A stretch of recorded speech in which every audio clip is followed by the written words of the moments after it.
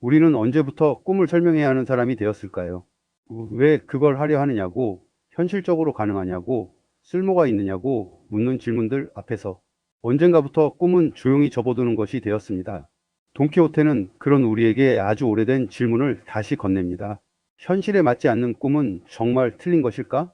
풍차를 향해 돌진한 한 남자의 이야기는 웃음으로 시작되지만 그 웃음은 곧 우리 마음 깊은 곳을 건드리는 울림으로 바뀝니다.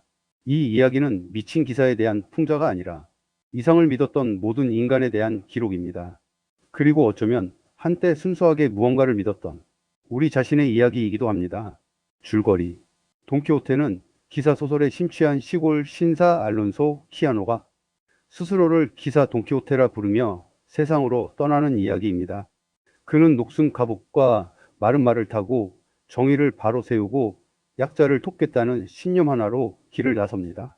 현실과 상상의 경계를 잃은 그는 풍차를 거인으로 착각하고 평범한 여관을 성으로 여기며 수많은 오해와 실패를 겪습니다. 그 여정 내내 곁에는 현실적인 농부 산초 판사가 함께합니다. 산초는 돈키호테의 꿈을 완전히 이해하지는 못하지만 끝내 그를 떠나지 않고 옆에서 동행하며 현실과 이상의 균형을 만들어 줍니다. 돈키호테의 모험은 대부분 실패로 끝나고 그는 조롱받고 상처 입으며 점점 현실을 인식하게 됩니다. 그러나 중요한 것은 그가 끝까지 자신이 믿었던 가치와 꿈을 부끄러워하지 않는다는 점입니다. 이 소설은 성공과 패배의 이야기가 아니라 어떤 마음으로 삶을 살아가는가에 대한 질문입니다. 현실에 맞지 않는 꿈일지라도 그 꿈을 품고 살았던 삶 자체는 헛되지 않다는 사실을 조용히 그러나 깊게 전합니다.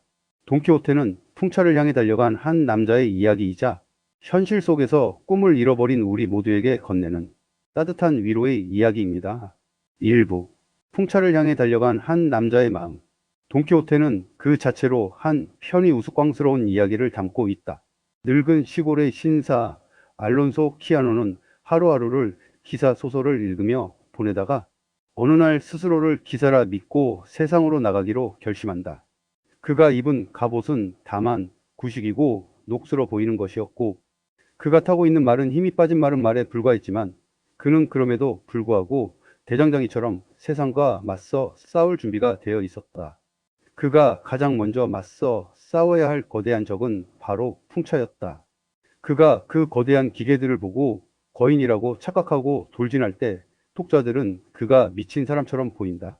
그러나 그 웃음 속에서 어떤 공허한 감정 혹은 슬픔이 섞여 있다는 것을 우리는 무시할 수 없다. 돈키호테가 정말 미쳤을까?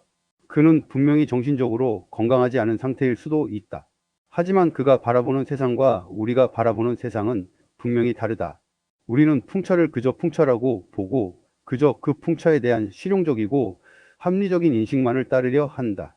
하지만 돈키호테는 그 풍차를 거인으로 보며 그의 임무는 그 거인과 싸우는 것이라고 믿는다.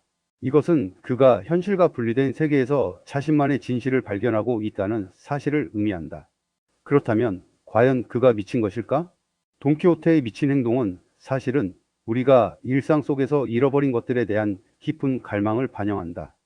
그의 눈에 보이는 세계는 이상과 현실이 맞물려 돌아가는 곳이다.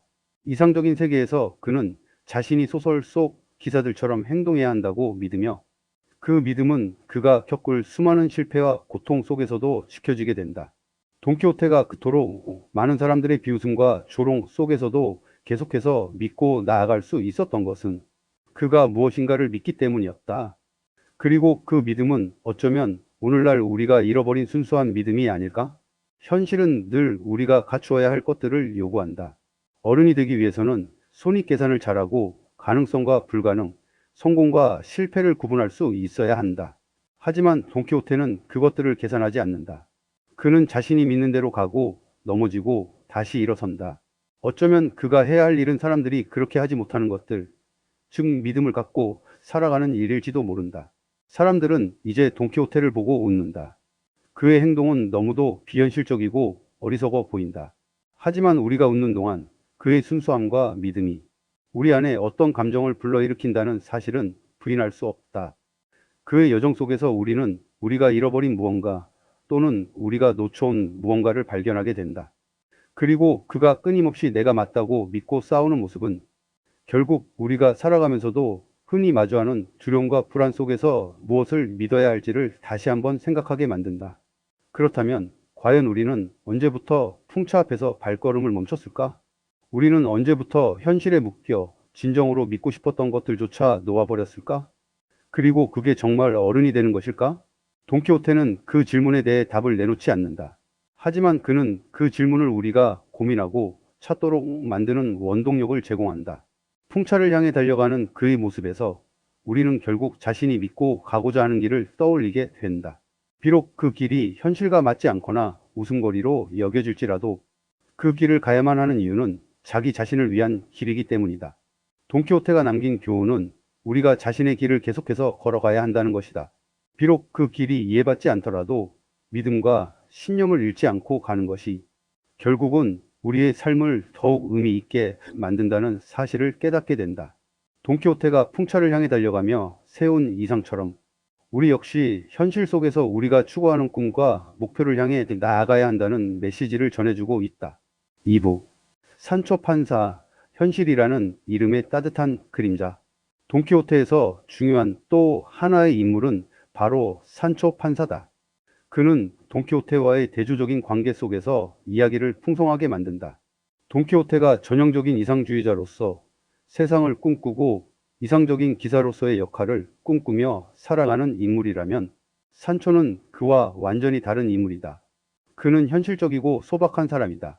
주머니를 걱정하고 하루하루 먹고 살기에 바쁜 농부일 뿐이다.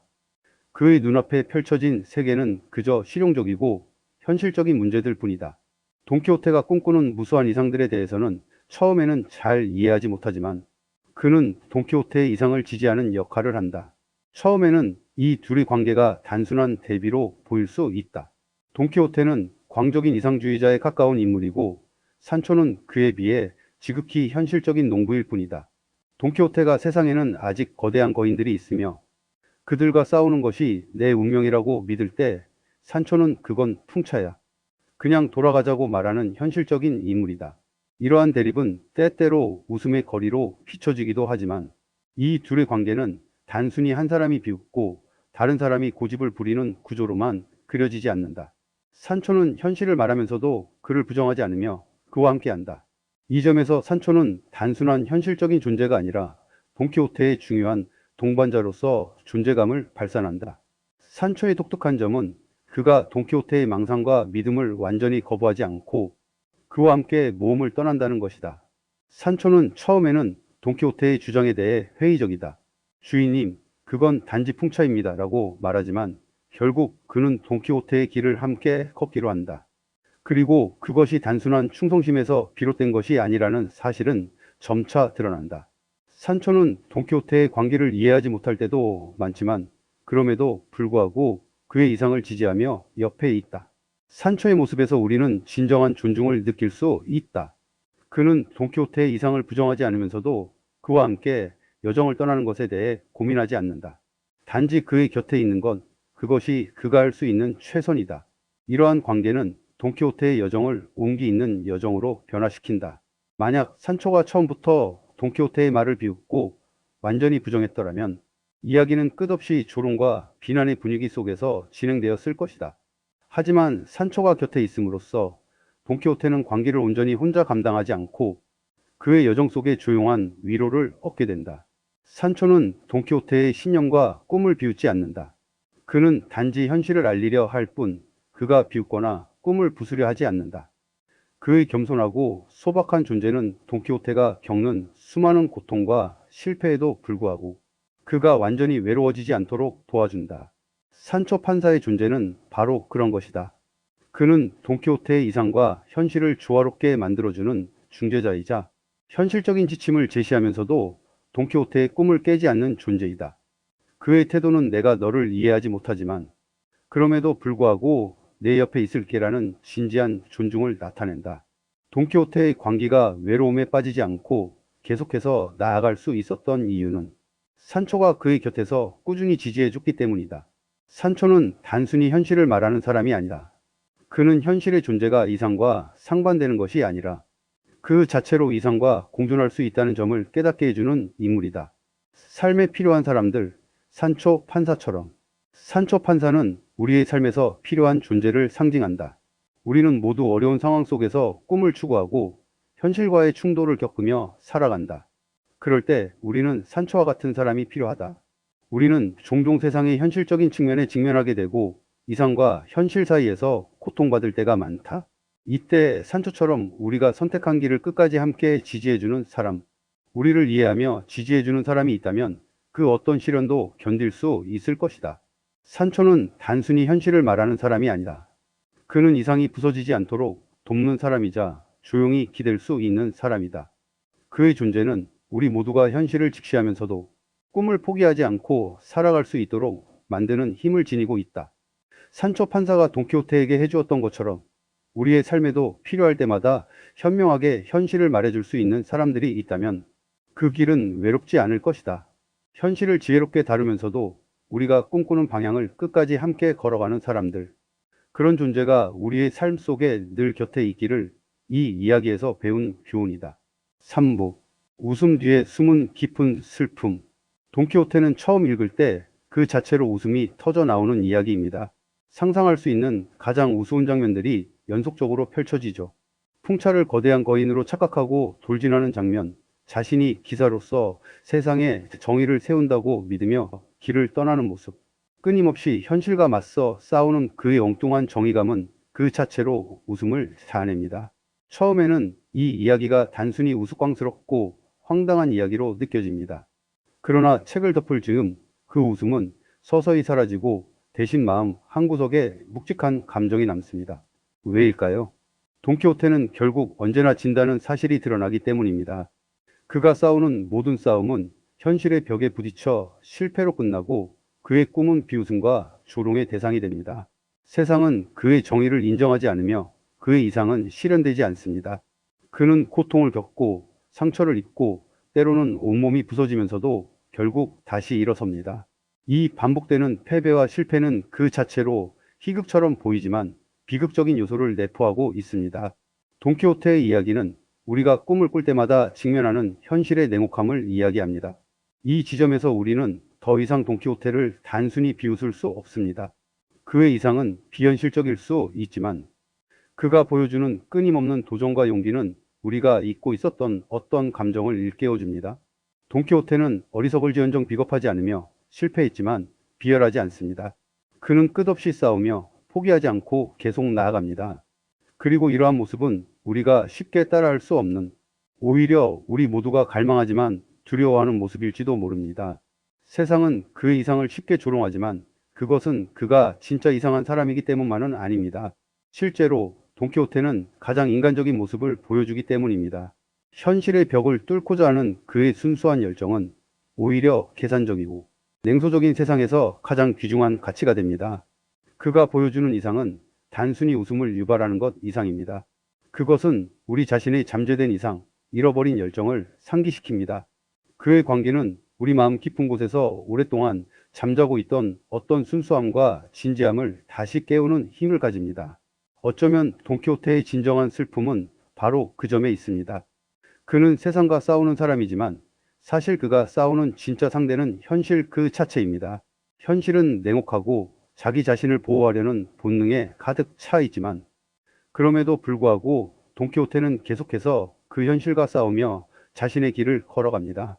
하지만 그가 바라는 세상은 결코 오지 않습니다. 그가 의도했던 대로 변한 것은 하나도 없고 그가 구하려고 했던 세계는 그대로인 채로 그는 거기에 맞서 계속해서 싸울 뿐입니다. 이러한 반복되는 패배는 결국 우리 자신에게 대입될 수 있는 슬픔을 내포하고 있습니다. 현실과 꿈의 간극, 돈키호테의 슬픔은 단지 그의 실패에 그치지 않습니다. 그의 진정한 슬픔은 꿈과 현실의 간극에 있는 것입니다. 우리는 모두 한때는 세상을 바꾸고 싶었고 의미 있는 존재가 되고자 했습니다. 어느 순간에는 영웅이 되기를 꿈꾸었고 누군가를 구하고 세상에 긍정적인 변화를 일으키는 사람이 되고 싶었습니다. 하지만 시간이 지나면서 우리가 직면하는 현실은 점점 우리가 상상했던 것과는 다른 길로 우리를 이끕니다. 자기 자신을 위해 싸우고 때로는 사랑하는 사람을 지키기 위해 노력하면서도 우리는 그 꿈이 점점 더 희미해져 가는 것을 느끼기 시작합니다. 돈키호테는 그 상처받은 마음을 우리가 온전히 보고 싶지 않은 이유이기도 합니다. 그가 처한 상황은 우리의 무의식 속에 깊이 숨겨놓은 감정과 닮아 있습니다. 어쩌면 그가 계속해서 싸우는 이유는 자신의 이상을 실현할 수 없다는 사실을 받아들이지 않기 때문입니다. 우리는 그의 실패를 보며 웃지만 어느 순간 그 웃음 속에서 우리 스스로의 슬픔을 느끼게 됩니다. 우리도 한때는 그의 이상을 품었고 그의 순수한 열정을 가슴속에 품고 있었다는 사실을 깨닫게 되기 때문입니다.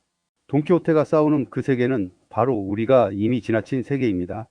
그가 잃어버린 이상과 그가 쫓던 꿈은 우리에게 다시 어떤 잃어버린 마음을 되돌아보게 합니다. 그럼에도 불구하고 돈키호테는 그 길을 가야만 했습니다. 그의 길을 따르는 것은 어쩌면 우리 모두가 따라야 할 길일지도 모릅니다. 그 길을 계속 걸어가며 웃음을 잃지 않으려 애쓰는 사람들, 그들만이 진정으로 의미 있는 변화를 이룰 수 있을 것입니다.